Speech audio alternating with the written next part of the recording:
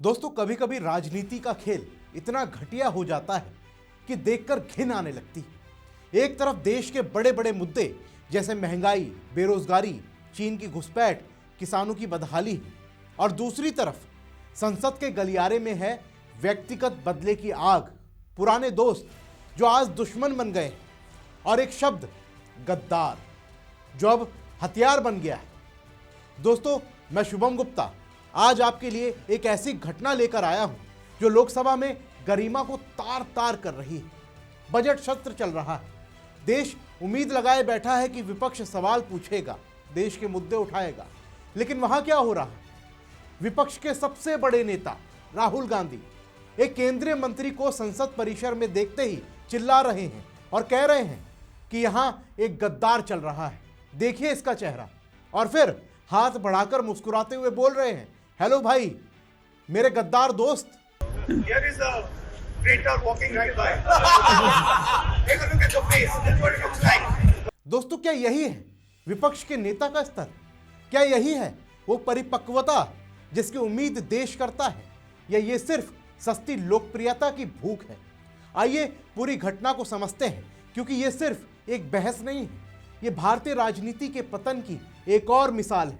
और सबसे बड़ा सवाल राहुल गांधी से, क्या आप क्या साबित करना चाहते हैं? दोस्तों, आज सुबह जब लोकसभा में बजट सत्र चल रहा था, मकर द्वार के पास कांग्रेस के कुछ सांसद प्रदर्शन कर रहे थे। तभी राहुल गांधी की नजर पड़ी केंद्रीय मंत्री रवनीत सिंह बिट्टू पर, जो वहां से गुजर रहे थे। राहुल गांधी ने ऊंची आवाज में कहा, यहां एक गद्दार चल रहा है, देखिए इसका चेहरा। फिर हाथ मिलाने की कोशिश करते हुए व्यंग भरे लहजे में उन्होंने कहा, हेलो भाई, मेरे गद्दार दोस्त, चिंता मत करो, आप वापस आ जाओगे। रवनीत बिट्टू ने हाथ नहीं मिलाया और जवाब दिया, देश के दुश्मनों से मेरा कोई लेना देना नहीं। My traitor friend. Don't worry, you'll come back. Surrender. बस इतनी सी बात, लेकिन इस छोटी सी घटना ने संसद की मर्यादा को कितना नीचे गिरा दिया। अब जरा रवनीत सिंह बिट्टू को समझिए, ये कोई आम नेता नहीं है दोस्तों। 2009 में आनंदपुर साहिब से कांग्रेस टिकट पर वो सांसद बने। 2014 और 2019 में लुधियाना से कांग्रेस को जीत दिलाई। 3 बार कांग्रेस के सांसद रह चुके हैं। फिर 2024 में लोकसभा चुनाव से पहले वो बीजेपी चले गए, लुधियाना से लड़े। अमरिंदर सिंह राजा वारिंग से वो करीब 20,000 वोटों से हारे, लेकिन फिर भी केंद्र में मंत्री बने, रेल और खाद्य प्रसंस्करण उद्योग के राज्य मंत्री। दोस्तों, पार्टी बदलना कोई नई बात नहीं है। भारतीय राजनीति में ये तो रोज का खेल है। कोई नेता कांग्रेस से बीजेपी में जाता है और कई बीजेपी से नेता कांग्रेस में भी गए हैं, लेकिन राहुल गांधी को यही बात इतनी चुभती क्यों है? दोस्तों, राहुल गांधी खुद को देश का सबसे बड़ा विपक्षी नेता कहते हैं।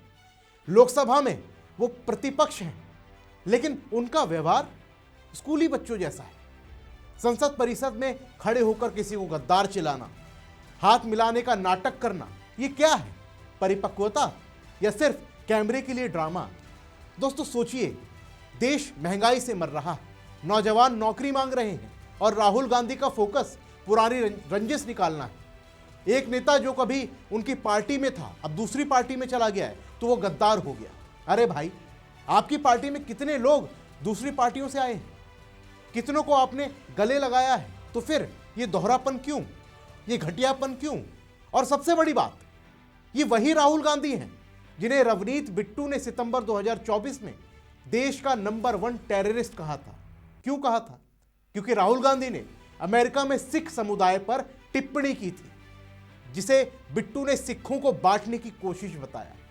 अब सोचिए, बिट्टू ने राहुल को टेररिस्ट कहा, गलत था, बहुत गलत था, लेकिन राहुल गांधी का जवाब संसद में गद्दार दोस्त कहकर व्यंग करना।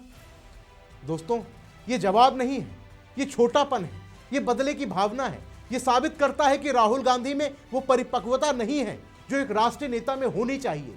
क्या यही है कांग्रेस की नई पीढ़ी का नेतृत्व, जो व्यक्तिगत हमलों से उलझ जाए, जो संसद को निजी रंजिश का अखाड़ा बना दे?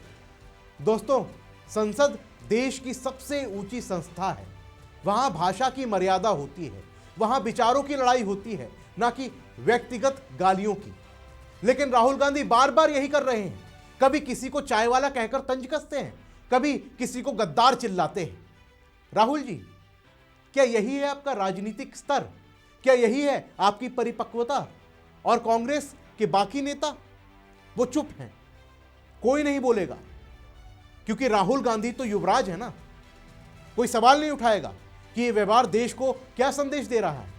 दोस्तों, यह घटना छोटी नहीं है, यह भारतीय लोकतंत्र की सेहत पर सवाल उठाती है।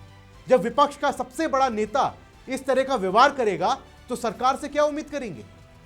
राहुल गांधी जी, आप देश के मुद्दों पर लड़िए, सरकार को घेरिए, लेकिन व्यक्तिगत हमलों से बाज आइए।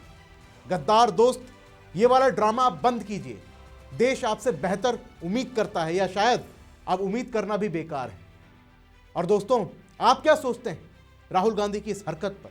हमें कमेंट बॉक्स में जरूर बताइए। मिलते हैं अगली वीडियो में, तब तक के लिए जय हिंद।